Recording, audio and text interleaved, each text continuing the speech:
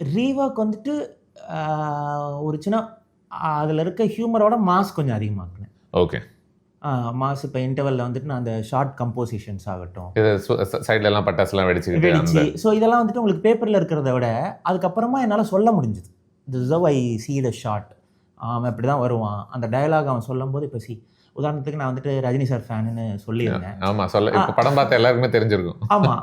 And அந்த interval particular மொமெண்ட்டாக எனக்கு பர்சனலாக ஆஸ் அ டைரக்டராக அவர் பண்ண எல்லா ஸ்வேகு, சாக்லேட் சுற்றுனது, ஃபோன் சுற்றுனது, அதெல்லாம் ஓகே, அதெல்லாம் அங்கேருந்து ஒரு இன்ஸ்பிரேஷன் தான், நான் இல்லைன்னு சொல்லலை. ஆனால் அந்த இன்டர்வல் பர்டிகுலர் மொமெண்ட்டில் அவர் கண்ணில் தண்ணியோடு அங்கே நின்று அவரை பார்க்குற அந்த உன்னத்தான சாங் ஆரம்பிக்கும். கண்ணில் தண்ணியோடு அவர் பார்ப்பார், பார்த்துட்டு இப்படி கண்ணை தொடச்சிட்டு இப்படி பண்ணுவார்.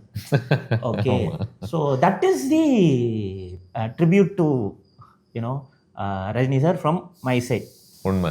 ஓகேங்களா, எனக்கு அந்த மொமெண்ட்டை நான் கேப்சர் பண்ணேன்னு சொல்லும் போது தான் அவருக்கு வந்துட்டு இது சும்மா ரஜினி சார்னோடனே நடை உடை பாவனை ஸ்டைல் அதில் இல்லாமல் இது வேற ஒரு ஸ்பேஸை நம்ம டச் பண்ண ட்ரை பண்ணுறோம் அப்படின்றது அவருக்கு புரிஞ்சு அதுக்கப்புறம் அது நடந்துச்சு. நான் மாற்றினன்றதை விட இன்னும் பெட்டராக விவரிச்சேன்னு சொல்லலாம்.